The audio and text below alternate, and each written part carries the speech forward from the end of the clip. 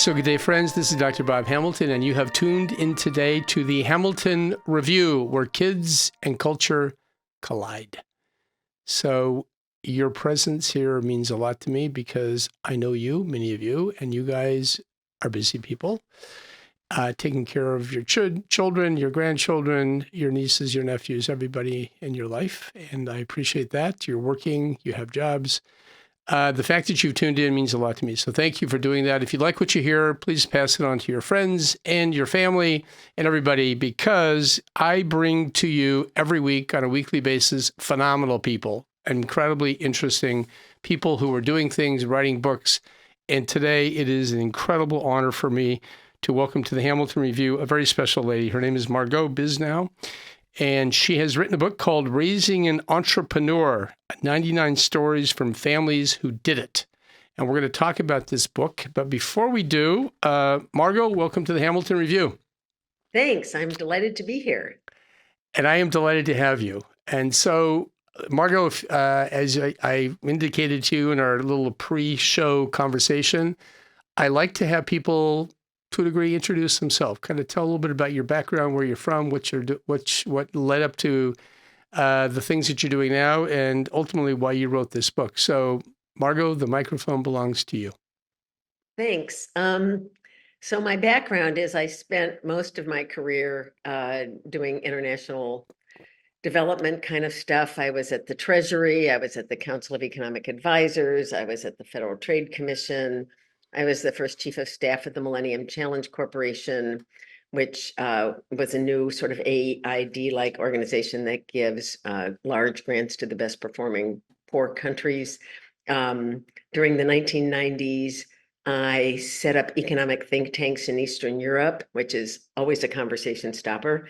And that was right after the fall of communism. And so I worked all over the Balkans, Albania, Bulgaria, Montenegro, places like that. And I was also the chief of staff of the Help Commission, which reviewed U.S. foreign assistance for the State Department. And then for 10 years, I had a very successful online newsletter covering all the goings on in Washington, D.C. I had 6 reporters who went out and wrote stories every day about what was going on. And this was 2008 to 2018, had about 100,000 subscribers. And I think we kind of helped change the view in DC about who was important to cover, who was interesting. It wasn't just like the 100 people that the big glossies always used to cover, because for me, everybody's interesting. Every group is interesting. Every kind of person is interesting. And so we really reached out and covered a very diverse group of people, and it was very well received. And then, my older son, Elliott, had started an organization called Summit, which was conferences of young entrepreneurs. And so I would go around the country to his various events. And I was so struck by these people. I didn't know a lot of young entrepreneurs at the time. And so I would just ask all of them, I'm so curious how you turned out the way you did, so willing to put everything on the line for an idea, so willing to take on so much risk and work so hard to try to translate your passion into a project. And they basically all told me the same thing. They basically all said, I had someone who believed in me. Yeah. And generally that was a parent, and almost always it was their mom. Yeah. But it wasn't always their mom, but most of the time it was their mom. But someone somewhere along the way had said, I know if you put your mind to it, you can do it. And I was so struck by this. And I kept talking about it to my kids, and my kids were the ones who said, you have to write a book. And I said, I'm not going to write a book. And they said, no, you have to write a book. And I said, I can't write a book. And they said, you have to write a book.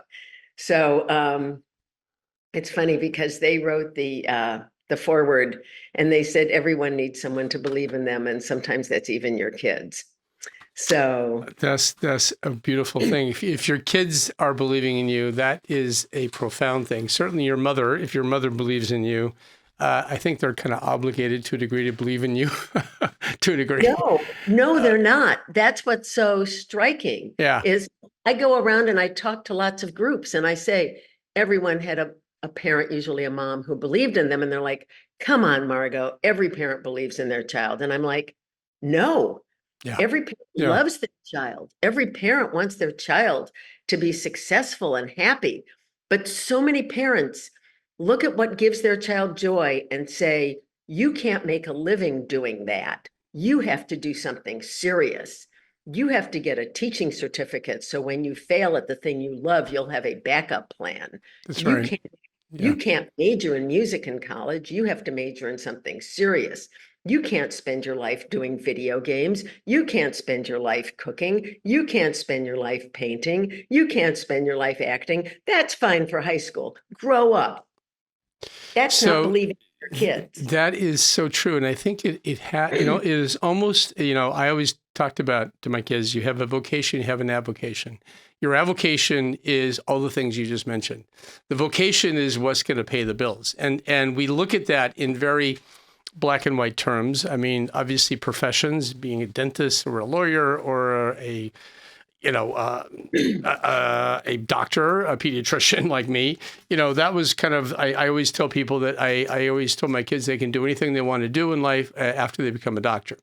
And, that is something that the only one of them took me up on that. And I'm not sure not sure she may change her mind now that she's a pediatrician.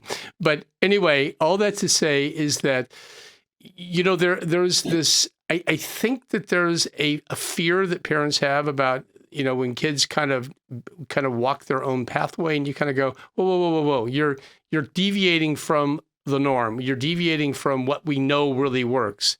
And by the way, what we really know works doesn't always work. And I think you know that.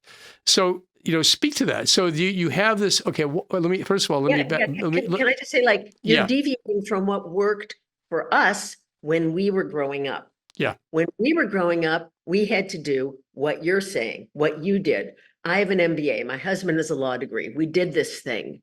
It worked in our generation. They don't have to do that anymore. The world has changed. They can actually make a living doing what they love. They don't have to spend the next 40 years in a job they hate, thinking someday I'll get to retire and actually do the thing I love. They can make a living from the thing they love.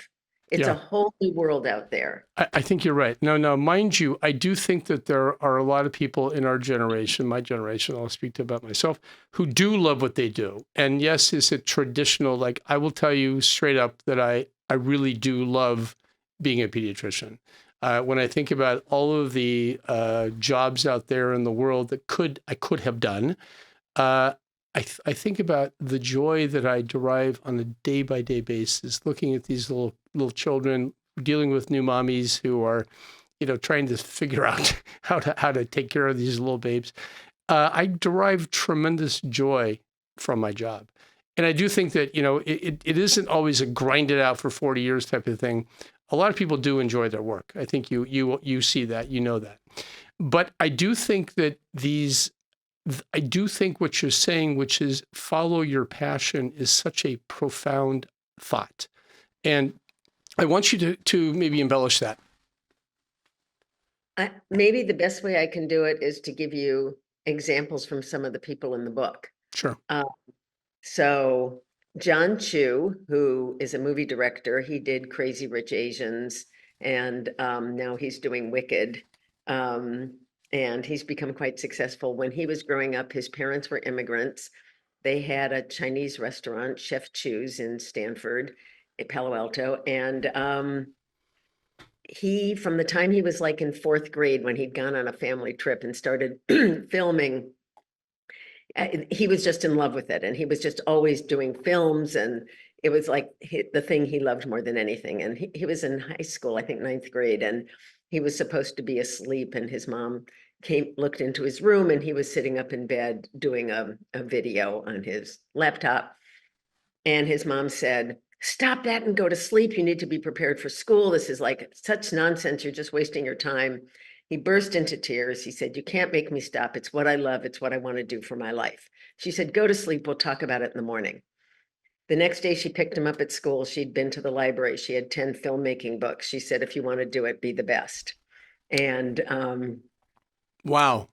yeah. Wow. And that launched his career. And I mean, Crazy Rich Asians, I think, was a gigantic success. And now he's doing the movie version of Wicked. I didn't know that. Right. With yeah, which is going to be huge. Yeah. And he said to me, I always knew if I failed, I could go home. And that gave me the courage to take risks. And his parents were always there for him. I was just in Palo Alto for my husband's college reunion and got to meet his parents for the first time, went to their restaurant, which is a Palo Alto institution. And they're amazing. And he went to USC Film School and he had a short film, which he said changed his life. It got him an agent. And his parents said, what are you serving? And he was like, huh? And they said, no, come on, you have to serve something. So his whole family like piled in cars and drove down from Palo Alto to Los Angeles to serve food to everyone for this this little film. But I guarantee you his parents didn't think their kid was going to, become a movie director. But eventually when they realized how much he loved it, they were like, okay, go for it. Yeah. I think that we really don't know who our children are going to be. They come out, they're these little, beautiful little people. And I like to tell my patients, by the way, just FYI, mommy gave birth to a human being. And I say, good luck with that, because you don't know what you're going to get.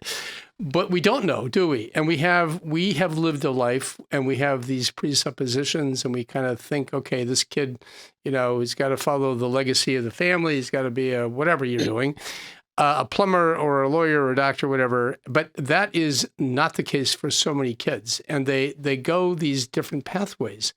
Going back. So I agree completely. And I feel like every child is born with a gift.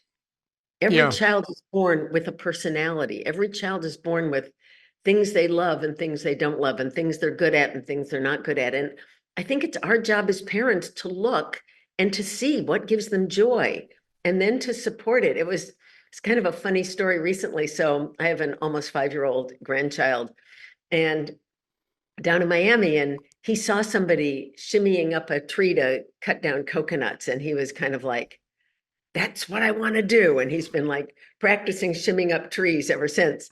And we were just in Costa Rica and they had a band came out and where people were dancing and playing these instruments. And he kind of looked at it and walked away.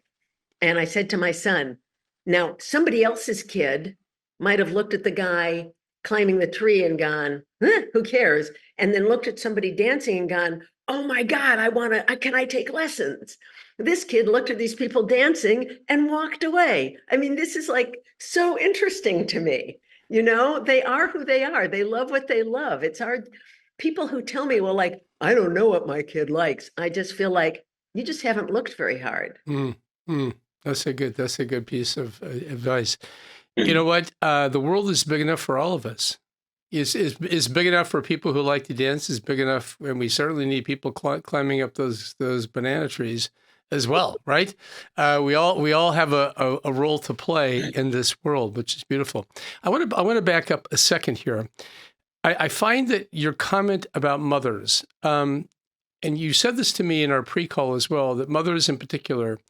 What is it about that maternal nudge that is unique, and why is it mothers and not fathers so much?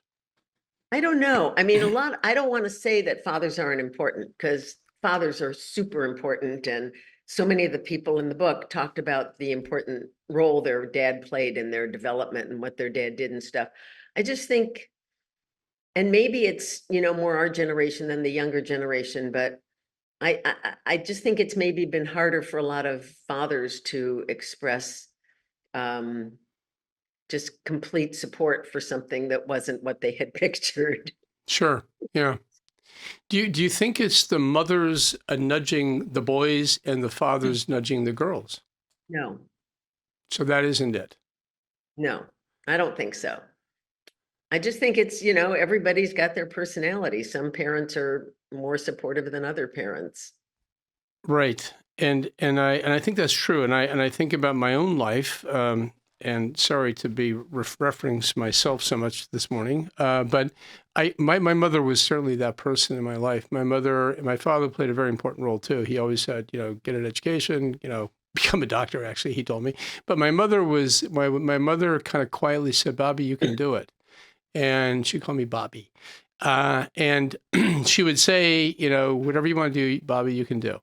And I was like, okay, and look, when you're a kid, you kind of go, okay, whatever, you don't really, it isn't like I sat there and go, oh, okay. It was more like it kind of somehow filtered this way deep into my heart that I kind of go, maybe I can do it, And I grew up in a working class family. My mother was a secretary. My father was a mill worker. So going to college, really neither of them went to college.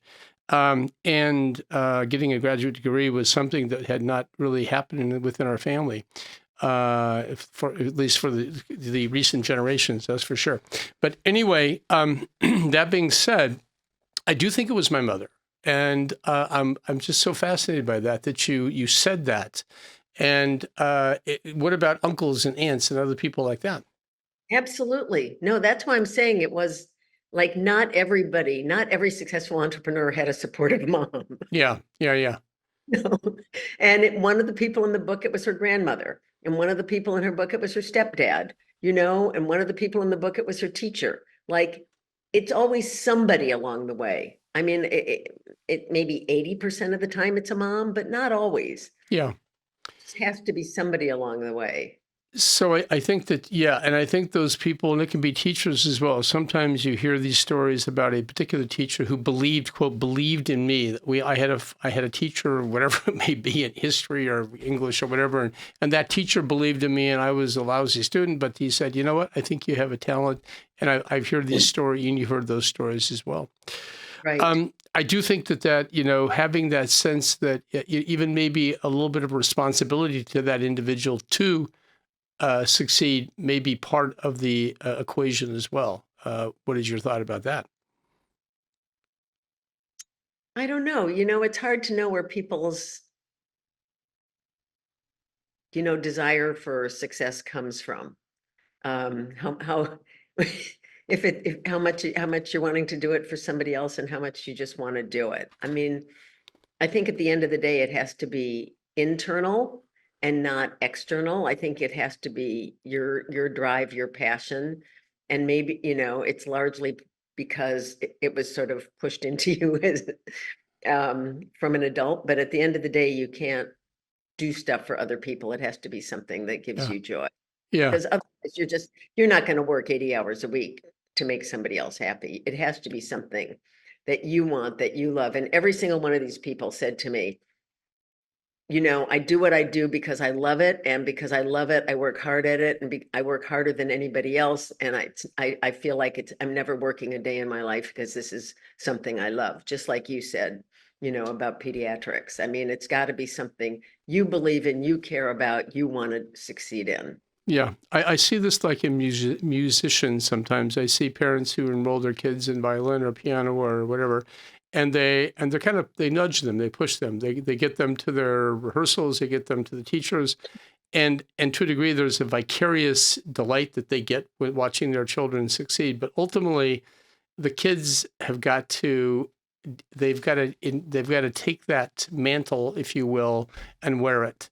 And they can't, if they're doing it for their parents or whatever is nice, and kids will comply for a while, but then they become teenagers and then teenagers develop their own personalities, right? And it kind of goes awry at that point. So in your book, you talk about 10 rules, and I want to talk about this because this is really a very focal point of your book. I'm going to read the rules if I can. And, so here we go. Rule number 1, support a passion. You're talking about these are the 10 things that parents need to do to raise an entrepreneurial child.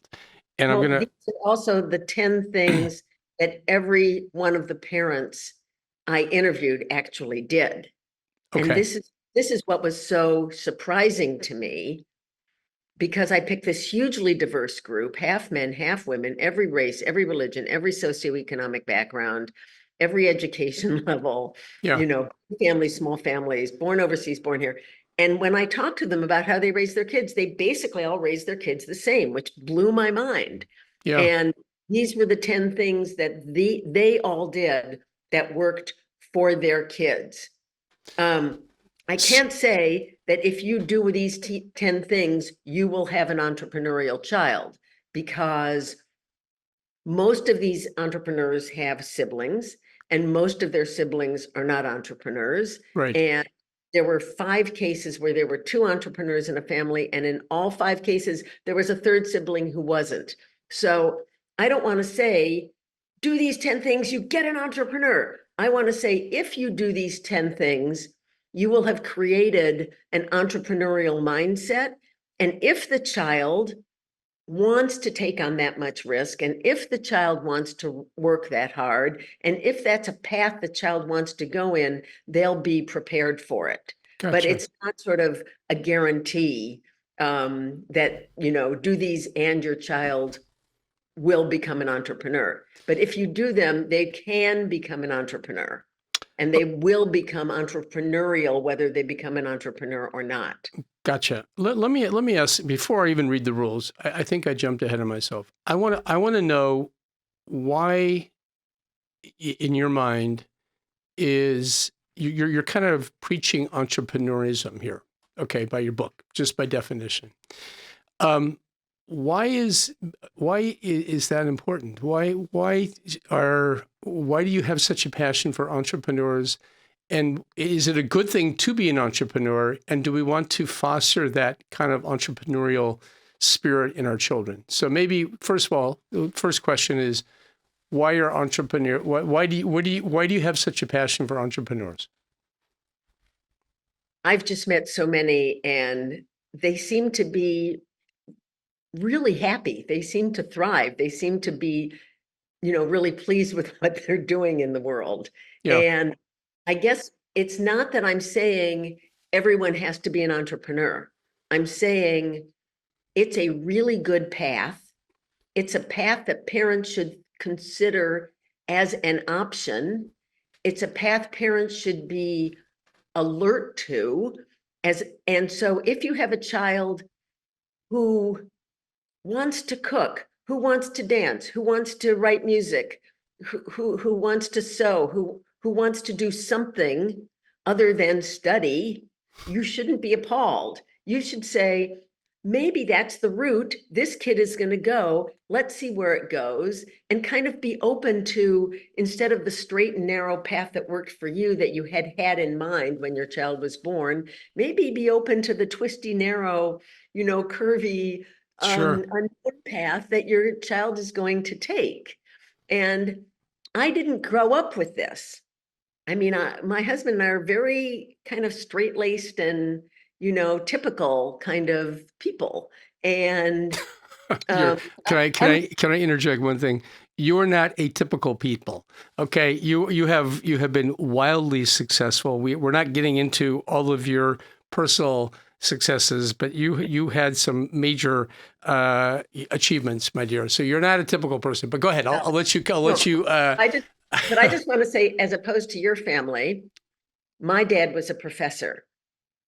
It never occurred to me that I could have a child who didn't graduate from college. Hmm, It's just like, that's what we did.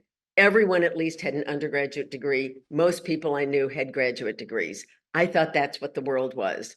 My older son announced halfway through his junior year he was dropping out. wow. Wow. Wow. Yeah. You know? And and So and how did you personally take that? I was horrified. um, um, but he actually was smart. He said he was going to take a semester off. Okay. Then he was going to take another semester off. And the thing is, like, I didn't know all the stuff in my book at the time, Sure. but I look back now, and a year and a half after he dropped out of college, so a month before he would have graduated, he really wanted to become an entrepreneur, and he cold called and invited 18 entrepreneurs for a ski weekend. And that became Summit. And so, and one reason it was so successful, it was the first time young entrepreneurs, they were all under 30, and it was the first time they had ever gathered together. And if he'd stayed in college for a year and a half, not studying classes that didn't interest him, Sure. but that to stay in and graduate, because none of the things that were required were interesting to him. The moment would have passed him by. Someone else would have done it. And so it made me realize, like, we have to let them go, even if it's not what we had in mind. Sure. And that's kind of why I wrote the book, is to say to parents, whoa, that's what your kid wants to do. You're kind of like, and I kind of want to say, like, it's okay, let them do it. So many stories about parents who try to thwart their kids, their passions, and kids who really have it, that tenacity. They ultimately win. I mean, they ultimately do what they're going to do anyway. But it is a beautiful thing. What you're saying is so good. What you're saying basically, Margot, is get to know your kid. That's what you're saying. You're saying, stand back and think and analyze and find out, who are you dealing with? It isn't, kids are not, they're not cookie cutters, and they're not all the same. And certainly when you have a number of children, we have 6, I guarantee you they are radically different people. Every one of them is their own unique individual. It took me a while, I will be honest with you, because I think I would have had the same reaction you had. None of my kids did that, but all I can say is that I probably would have felt the same way. But they, they're all, as they become adults and they mature into life, they certainly have gone very different directions. Okay, I want to get back to my original questions. I'm going to read the rules, okay? And I want you to comment on them. Let me read them all through, and then we'll kind of maybe dissect them individually. Okay, these are rules that you see that people follow one way or the other, and this is meant for parents to hear. Okay, number 1, support a passion. Rule number 2, let your child learn to win and to lose. Good rule. Rule number 3, don't worry about straight A's. Amen to that. Number 4, mentors can be great, other than you, I presume, other than parents. Number 5, instill confidence. These are good. Number 6, embrace adversity. Number 7, nurture compassion. Number 8, be a great family. I love that one. Number 9, show them there's something bigger. And number 10, the last one is lead by following. So I love these rules. And maybe you can kind of speak to the general body of rules, and then we'll talk about them, some of these individually. So first of all, these are the rules. Tell us where these rules were derived from. Well, every one of the 70 entrepreneurs that I interviewed, this is what they told me they were like growing up. Every one of them had a passion outside of school. Every one of them. This was astonishing to me.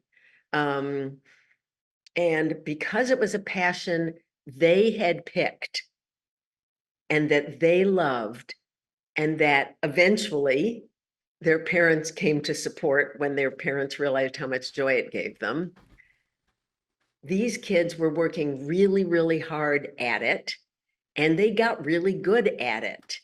And because they got good at something they were working at, they gained confidence. Because they were working really hard at something they had chosen, they learned how to fail. They learned that failure is how you learn and grow. They weren't punished for making mistakes. they just kept working. They learned sometimes you have to pivot, sometimes you have to try harder, sometimes you have to try different approaches. And they just kept plugging away, and they got better and better, and they got real confidence because they knew they could do it. Yeah. And I think at the end of the day, that was like the most important thing. And the interesting thing to me is that the artists, it's basically they discovered that passion. It's, somewhere in childhood, and they kept it up. Acting, singing, writing music, directing. But almost everybody else, their passions morphed over time, and almost none of them have the same passion today. So what does that, what does that mean? What do they have? What do you mean by That means that close to half of them, their passion was sports. Yeah. And none of them do anything in sports professionally. But because they learned grit and focus and hard work and determination, all the skills, all the traits that you need to succeed, when they found what they did want to do as an adult, they had the skills to be able to succeed. So, Yeah. This is interesting. And I talk about this a lot on my podcast about the value of sports and team sports and doing things, because I do think that there's a spillover. The discipline it takes to be an athlete, for example, and the drive, the practice, all the different things that you learn by being on a team, or it doesn't have to be, it can be like a tennis, whatever you're doing, does have manifestations. It lends itself well to success in other theaters, put it that way. 100%, 100%. And so many of these people were really impressive athletes. I mean, playing sports into college. I was almost afraid, like, I don't want to write a book and say you have to be an athlete to become an entrepreneur. But I mean, I'd say, by the way, did you do a sport growing up? And then it was, oh yeah, I was on the Olympic development team for skiing. Oh yeah, I played basketball at Brown. Oh yeah, I played soccer at Cornell. Oh yeah, I was the national equestrian champion. On and on and on and on. None of them do anything with sports today, but they all learned, like you're saying, all those traits. My older son, Elliott, it was tennis. He fell in love with tennis. We don't play tennis. He started around 13 when he decided that was it. He wasn't going to do baseball or soccer. It was just, from then on, it was just tennis. At 13, all the rest of the people who are going to be top 100 in the country are doing, tournaments, regional and national tournaments. Yeah. And he would, just go in, and he would lose every match, and he'd say, I know what I did wrong. I'll beat him next time. Wow. And he fought his way up to 35 in the country in the juniors. Serious. Wow. That's a huge accomplishment. I mean, number 35 in the entire country. It's a big country. It's a big country. Yeah. And he was actually the place where he trained for the last few years of high school. Honored him a couple of years ago. The first one of their graduates that they honored for what he had done off the court. And he said in his, speech, everything I am today is because of tennis.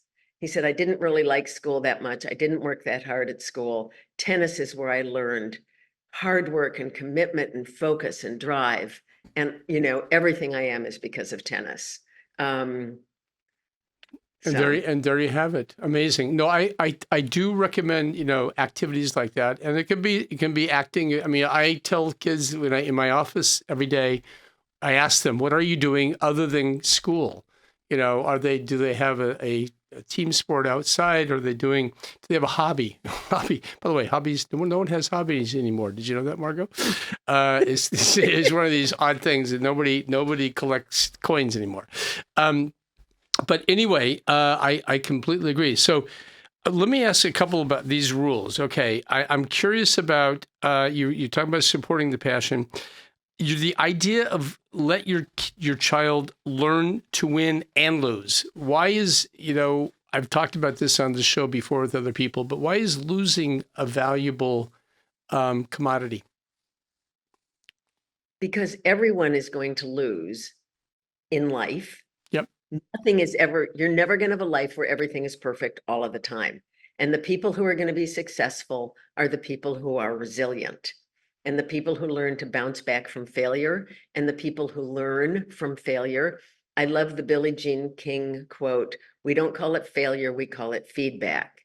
And Yes. it's every single one of them said, like, I'm Jonathan Neiman, who started Sweet Green. He said, I try, I fail, I try, I fail, I try, I fail. I'm not smarter than anyone else. I'm just more persistent. Hmm. And they all said things like this to me. They all said, like, that's why I succeed now, because I learned from failure. And so many of the professionals whose books I read about, all of this sort of stuff say, part of the problem with kids today is their parents want to protect them from failure. Yeah. And if they fail, they're like, oh, it wasn't your fault. Oh, we'll fix it for you. Oh, I'm so, you couldn't help it. It's not fair. And that's like terrible. No, don't do that to your kid. Like, you screwed up. You didn't do a very good job this time. What did you learn? Don't punish them, don't scold them, don't blame them, Yeah. but ask, what did you learn? What are you going to do next time? Sure. I think that, that there's a gentleness as a parent. You have to, you can't, certainly scolding them and making them feel bad is a very big negative. But you can ask a gentle question, what did you learn today? And you're right. We all get, look, I've been living long enough to know that you at times, you get, you fall on your face, and we've all been there, right? Haven't we? And it's painful, but I think that losing is part of life. And if you don't learn how to lose, you don't learn how to win. That's the bottom line. I like this idea of to be a great family. What does that mean to you? Every single person told me that their family was always there for them, that they always knew their family would support them. They always knew they could count on their family. Yeah.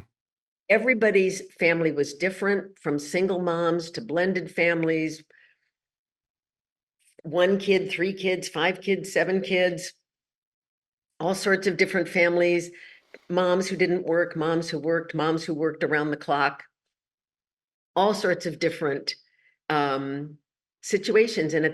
But at the end of the day, they all knew their parents, and their whole family was there for them. And they all said, like, that gave me the courage to take risks, because I always knew I could go home if I needed to. Such an important thing. And I listen, one of my themes of this show is family. Family is foundational. And it is a foundation, obviously, for individuals, but it's also foundational for the culture. So when you say be a great family, talk about spilling over, that spills over to a bigger picture, which is great families, great societies, great communities are made up of great families.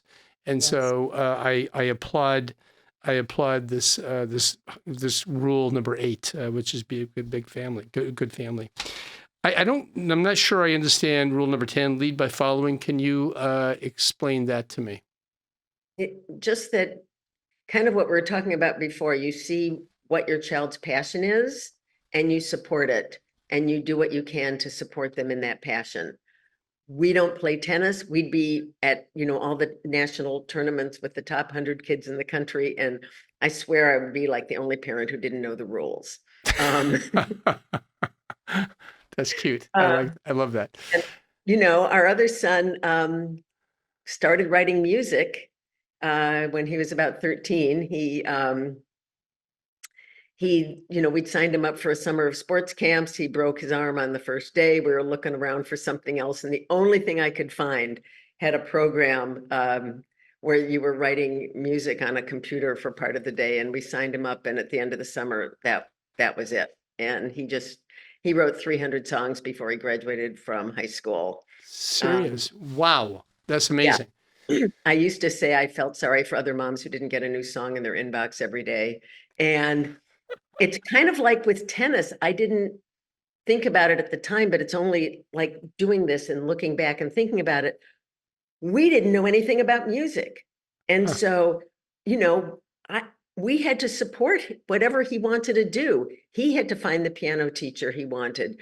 He had to find the person, you know, to put his songs on a CD. He had to figure out what kind of, you know, software to buy and stuff. And, you know, all we could do was be supportive and drive him places and pay for it, but we couldn't like suggest. And it's only after the fact that I realized that actually the fact that our kids had these passions that we knew nothing about was actually great because Yeah. they had to figure it out on their own. And we couldn't be, you know, oh, why don't you do it this way? Oh, well, we have an idea. Why don't you try it my way? You know, we had to let them do it the way they wanted to. And it turned out it made them, you know, much more confident in their ability to make decisions. So let me ask you a different question. Your husband's a college. I'm sorry, he's a lawyer. Is that correct?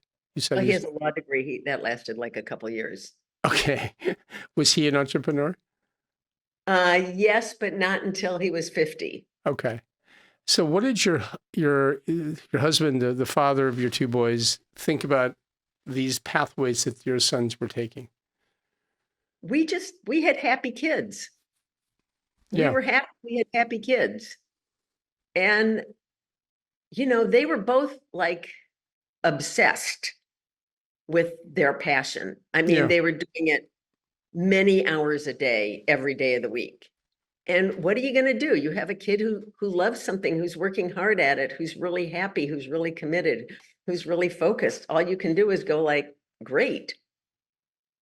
Yeah. No, I think that takes a certain maturity as a parent to be able to do that, because we get so focused sometimes on what we want them to do or we think they should do that we kind of push ahead, and that's interesting. So your husband, he was okay. He like you, he embraced the pathway of these young men. Right. Good for him. That's great. Let me ask a different question. There's this thought in America, and it's kind of like this is like almost part of the culture so much, is that to get ahead, you have to have a college education. Your son dropped out of college after the second year. Did he ever go back, by the way? Did he ever go back and get a degree? Not yet. Okay. No, but honestly, he's the most well-read, thoughtful, kind of intellectual Yeah. person I know. I mean, he reads so many books. He's so thoughtful in, you know, about so many subjects. He's so informed. He's so articulate. No, he 2.5 years he went to a very rigorous high school and 2.5 years of college, and he's good. He's good. So this idea, and we're putting a lot of our resources as a nation into kids going to college. What are your thoughts about that? I think it depends on the kid. Yeah. I think it depends what they want to do. If they want to be a doctor, they have to go to college. Yeah. Yeah, you They, do. You do. they want to go to Wall Street, they have to go to college. They have to go to a top college, and they have to get a top, you know, an MBA from a top business school. But if they want to become an entrepreneur, nobody cares. Nobody cares. And I can tell you one interesting story. I gave a talk at a summit event, and a dad came up to me afterwards. He said, "Can I ask you a question?" I'm sure. He said, "So my son started some like stupid little widget company in his dorm room, and I think it's really stupid. But he just announced that he wants to drop out of college and move home and work on his little widget company. And I'm so upset that I haven't talked to him in 3 weeks and I don't know what to do." So I called this guy over who has made like $1 gazillion and is a hugely successful entrepreneur, and who I know didn't graduate from college. And I called him over. I'm like, "Craig, this man has a question. Here are 2 kids. You tell me which one you want to hire. Kid number 1 wasn't particularly motivated in college, didn't have anything he was particularly interested in, wasn't a top student, but powered through and graduated. Kid number 2 dropped out of college, moved home to his family's house, worked on his little widget company for a year, finally decided his widget company wasn't going to be a success, but now he's like really interested in joining a different kind of a startup and learning more about business. Which one do you want to hire? And he, without batting an eyelash, I want to hire the second kid, and the other 150 people in this room, they all want to hire him also. Fascinating. That answers the question. I think that you're absolutely right. It's very individual, and I think that when you see these stock answers, you got to get a college education, you got to do this, you got to do that, they're usually wrong. And yes, if you want to be a doctor, yes, you got to go out and you got to get an undergraduate degree in some kind of biological science, and then you got to go to medical school, right? And you can't get into medical school unless you have that degree. We understand that.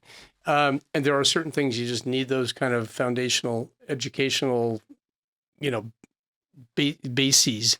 But you're completely right. To be successful in this world doesn't mean that you have to have a college degree, and I think that is being proven over and over and over by some of the mega billionaires that we know by name, right? People like Gates and people like that. Okay, who dropped out of Harvard, and he. I was actually at a commencement speech that he actually spoke at. He came back to Harvard. I think he bought a couple of buildings back there for him, or gave the money for him. But he goes, I never did graduate from Harvard. They gave him an honorary degree that day, by the way. So they were pretty happy that he had been at least a undergraduate at Harvard for a couple of years. Well, listen, this is such a fascinating conversation. I really thank you, Margot Bisnow, for taking the time to just spend and share your ideas, your insights. Is phenomenal. This is really, I hope people are listening, because this is I think the bottom line is get to know your kid. Love your kid, get to know them, provide a good foundation for them, and see where their life takes them, because it's exciting. And entrepreneurism is kind of, I got to tell you, it really, it kind of makes the world go round, don't you think? I do. And I think being an entrepreneur, by the way, for me, an entrepreneur is anyone who starts anything. So it's a for-profit, it's a nonprofit, it's an artist, it's an activist. It's someone who starts a big project in somebody else's business, somebody else's organization. But I think it's really important for parents to realize that may be what works for your kid. It may not, but it may be. And if I could just read this one thing Sure. in my book, I say, even if your child doesn't want to be an entrepreneur, encouraging them to become more entrepreneurial by promoting certain attitudes can only be a good thing. All children thrive if they learn to believe in themselves, if they learn to pursue their true passions, if they learn to find new ways to solve old problems, if they learn to see opportunity where others see the status quo, if they're willing to take on a challenge without proper credentials, if they're willing to work with single-minded determination to achieve a goal, if they're willing to take on risk if the project is worth trying, if they learn that building something wonderful is its own reward, regardless of how much money you make, if they learn to view failure as feedback and setbacks as learning experiences, and to dream big dreams. And whether they become an entrepreneur or not, all of those things will be wonderful for them. Yeah, it makes for a successful life, which is I kind of think what we want for our children. Well, Margot Bisnow, you have been a joy to have on the program. Thank you for taking the time to be here. It was great. I loved it. And friends, thank you for tuning in today to the Hamilton Review. Until next time, be well, be safe. Goodbye. You have been listening to the Hamilton Review, where kids and culture collide. Thank you for allowing us to be a part of your day. Tune in again next week on Apple Podcast. Rate and comment and tell a friend.